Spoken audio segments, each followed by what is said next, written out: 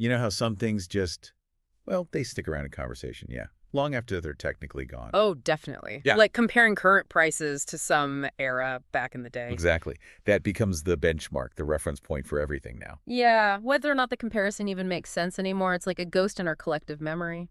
Right. Well, imagine that, but for a whole tax system. Hmm? One that was abolished, what, 7 years ago now Uh-huh. in Malaysia. The goods and services tax, the GST, gone since 2018, is exactly that. It's like the spectral presence, haunting chats in coffee shops, serious political debates, everything. It really is a fascinating phenomenon, isn't it? I mean, this tax, it only lasted, what, 41 months? Yeah, not long at all. And it was widely unpopular, hugely unpopular, actually. Yet it still seems to dominate conversations about the economy, cost of living, you name it. Why is that? That is the big question. And we've got a stack of sources here, academic papers, research analyses, even observations from the ground, Yeah. all trying to figure out this puzzle. Yeah. Why do Malaysians still talk about GST, even though it's long gone? So our mission in this deep dive is basically to unpack these sources, try to understand this persistent tax phantom. We've looked at behavioral economics analysis, literature reviews, and yeah, even ethnographic observations, which, yes, involves some, let's say, systematic eavesdropping at places like Mamek stalls and Cupidums. Huh. Love it. And social media mining too, right? Yeah. Tracking mentions online, X WhatsApp groups. Exactly. Plus comparing prices, then versus now. Because, like you said, it really seems to defy conventional wisdom. It does. Normally, a government scraps an unpopular policy, people breathe a sigh of relief, maybe grumble a bit, but they move on. But not here, not with GST. So let's dive in. Let's see what the sources suggest is really going on. Okay. Where should we start? Maybe a quick history lesson. Yeah, good idea.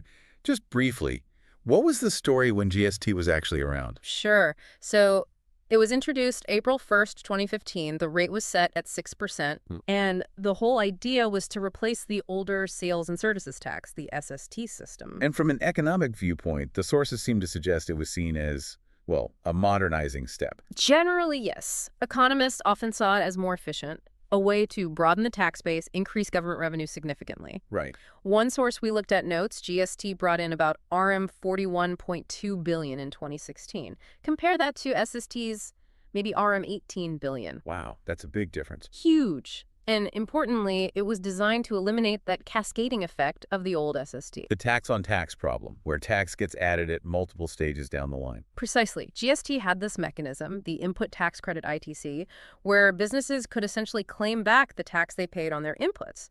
So on paper, economically, there were clear advantages. But the public, they weren't buying it. Oh, not at all. The public reaction was, let's just say, significantly less enthusiastic. Overwhelmingly negative, in fact. Why was that? Well, it just became instantly synonymous with rising prices, higher cost of living.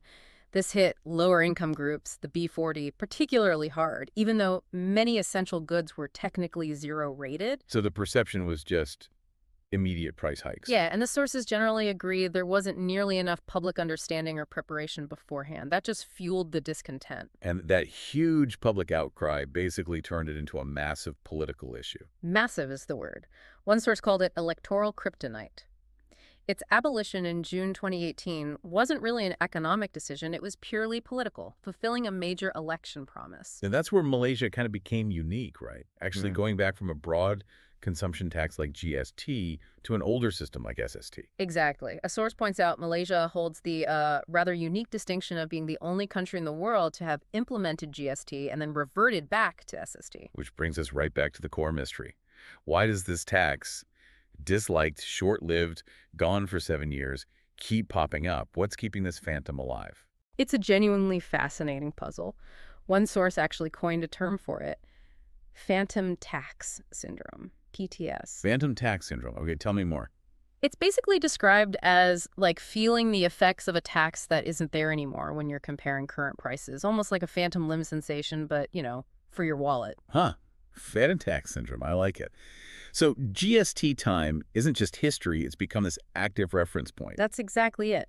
During GST time is now a common phrase you hear in everyday conversations, talking about current prices, the economy. Even from people who hated GST back then. Yeah, even from them. It's become this linguistic shortcut, a way to express dissatisfaction with how things are now by referencing that past state. Even if the comparison isn't, strictly speaking, accurate. You hear things like, well, during GST time, at least we knew exactly how much tax we were paying. Okay, so part of it's definitely psychological, anchoring back to that known 6% figure we saw in receipts.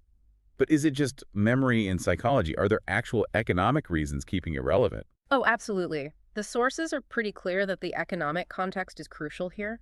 Malaysia's fiscal challenges, things like deficits and national debt, they didn't just vanish when GST did. Right, those underlying issues are still there. Exactly. And the replacement system, SST, how does that stack up economically, according to the sources? Yeah, what do they say about SST's performance? Well, like we touched on, SST generally taxes fewer businesses. GST applied to, what, around 467,000 businesses? SST is closer to maybe 100,000, Okay. and it typically yields less revenue overall. And that cascading effect, the tax-on-tax issue, did that come back with SST? That's a really critical point the sources emphasize. Without that input tax credit mechanism that GST had, yes, the SST system, especially as it gets tweaked or expanded, can absolutely lead to that cascading effect creeping back in. So tax paid earlier in the supply chain gets embedded in the price. And then potentially taxed again later on, which can mean the final price for you, the consumer, ends up being higher, even if you don't see a separate tax line on every single item. So it's less obvious, less transparent, but could actually cost you more in the end. That's the argument many sources make. And it's not just theory. One source points to the Federation of Malaysian Manufacturers, the FMM, who apparently raised concerns quite recently about the expanded SST. Oh, really? What do they say? They called it highly damaging and warned about a wide-ranging cascading impact, specifically mentioning things like machinery and equipment costs, which obviously impacts the cost of making things. So this basic economic problem, how do you fund the country adequately without crushing the public with taxes? That whole debate keeps the ghost of GST, or maybe the idea of something like it, hovering around. Definitely. Even international bodies weigh in. One source mentions the OECD recommended Malaysia bring back GST as recently as 2024. But the government isn't keen. No, the current Prime Minister, Anwar Ibrahim, publicly rejected the idea again in 2025. The sources cite his reasoning as concern about the burden on the poor. So this back and forth, this unresolved tension, it just keeps the GST conversation going. Okay, this is where it gets really fascinating for me. Beyond the hard economics, how do we explain why people remember it and talk about it in these specific ways? This is where behavioral economics comes in, yeah? Exactly. Behavioral economics gives us some really powerful lenses to understand why this ghost is so persistent. A key concept is the reference point, or anchoring bias. Okay. GST had that flat 6% rate, and crucially, it was itemized clearly on receipts. That created a very distinct, very visible benchmark in people's minds. They anchored onto that 6%. Right, you saw it every time you bought something. Precisely. So now any talk about prices or taxes tends to get compared back to that GST time anchor. Even if math under SST is totally different or, frankly, more complicated, the 6% became the mental yardstick. Makes sense. What else? Then there's the availability heuristic. GST was such an emotionally charged issue, wasn't it? Everyone had strong feelings, one way or the other. Oh yeah, you couldn't avoid it. Which means it's very easily available in your memory. When you think taxes or price increases, GST is probably the first most vivid example that springs to mind. It's the go-to comparison. Because it caused such a stir. Exactly. And maybe loss aversion plays a part too. Losing the transparency of GST, actually seeing the tax amount, even if it made the total look higher, might have felt like losing some control or clarity. And that feeling of loss might psychologically outweigh the perceived gain of SST's simplicity, where the tax is hidden. Ah, the devil you know. Or at least the devil you could see. Kind of, yeah. And this ties into Razy retrospection bias. Or, as one source cleverly puts it, nostalgia economics. Nostalgia economics. You mean people look back on it fondly? Yeah. But they hated it. Well, fondly might be too strong, but less negatively, perhaps. What was slammed as visibility making things expensive back then is now sometimes framed as transparency in its absence. You hear that at least we could see what we were paying line. So the grass wasn't actually greener, but looking back, maybe it seems less brown. Huh. Exactly that effect.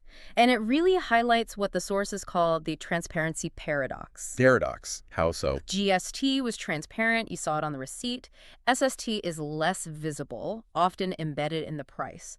Now, intuitively, you might think less visible tax feels less burdensome. Yeah, out of sight, out of mind. But because of that potential cascading effect under SST, the cumulative tax on tax can arguably make the total tax you pay higher.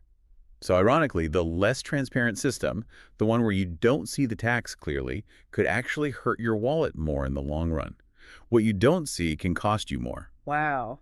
That's a really counterintuitive point. The hidden cost being potentially higher? It is. And then there's the known devil versus unknown angel dynamic. Wait. Meaning the SST system, especially the service tax part, keeps getting tweaked and expanded like that recent hike to 8% on many services.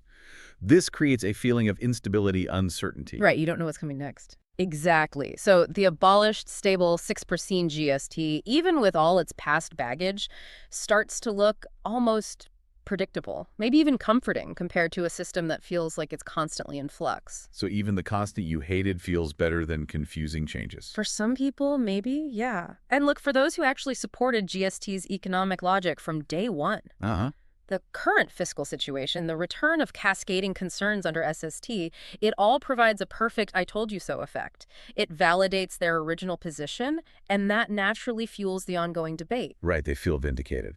Yeah, one source specifically mentions the No Youth chief openly calling for GST's return, arguing it's more efficient and less burdensome than SST now. That's a prime example. It's just fascinating how all these psychological factors weave together with the economic realities. Yeah. But it's not just economics and head games, is it?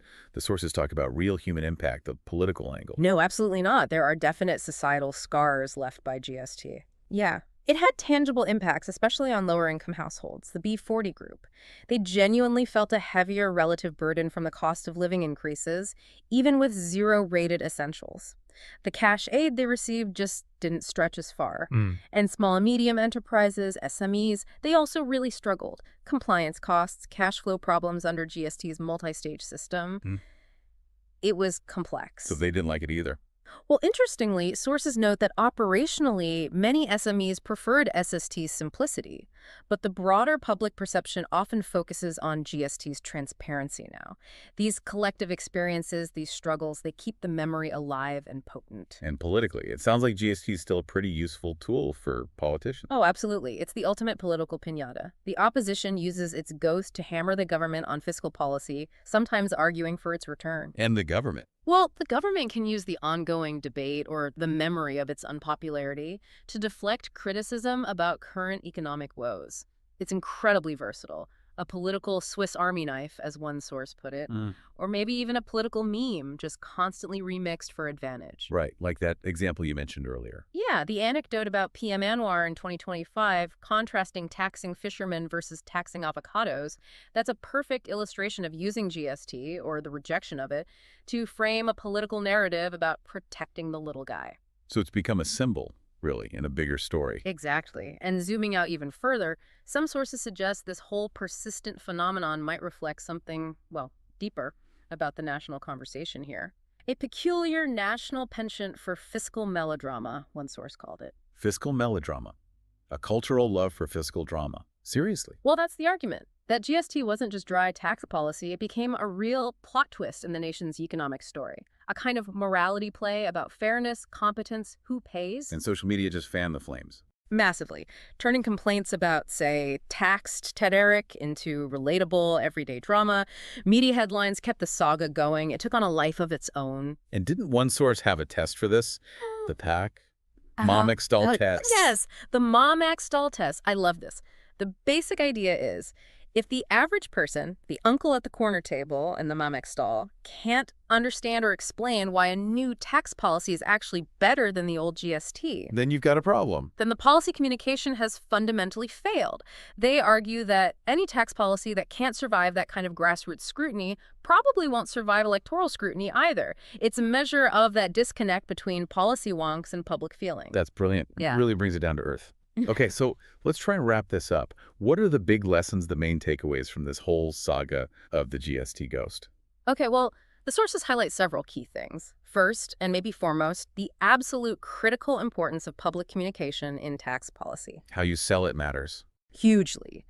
The way GST was rolled out, perceived as hasty, without enough public education, created these deep, lasting negative associations that, as we see, linger years later. So it's not just what the policy is, but how it's introduced and explained. Absolutely. Tax designers need to balance that economic efficiency, what looks good on the spreadsheet, with psychological palatability, how it feels to people, how they perceive it. And transparency. It's tricky. It's a double-edged sword, yeah. Right. Long term, it can build trust, but short term, especially if badly managed, it creates resistance because people suddenly see the cost more clearly, even if the underlying burden isn't necessarily higher. And finally, it seems the memory of past policies really shapes how people view the present. Definitely. The ghost of GST isn't just history, it actively colors public debate, influences views on current tax policies, and frames discussions about the economy today. So to answer our original question, why does the ghost of GST still linger? It seems like it's this complex mix, isn't it? Unresolved economic problems under the current system, these powerful psychological biases twisting memory and perception, Yeah. the very real societal impacts it left behind. Right. And maybe even this unique cultural tendency to turn fiscal policy into compelling public drama. It's become way more than just a tax. It's a potent symbol, the go-to reference point for talking about economic frustrations now. It's deeply ironic, really. Sources note GST seems to have achieved this weird kind of immortality through collective trauma. It's almost become more powerful in death than in life. It's now the benchmark. Future tax reforms will inevitably be measured against it.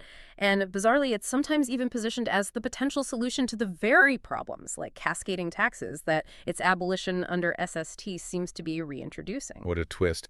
So Malaysia's journey with GST from being public enemy number one to this almost nostalgic reference point, it really teaches us that sometimes the tax you hated the most might just be the one you end up maybe secretly, maybe grudgingly, kind of missing. It definitely raises that question for you, the listener, doesn't it? Is GST Malaysia's economic exarity, the one they just can't forget?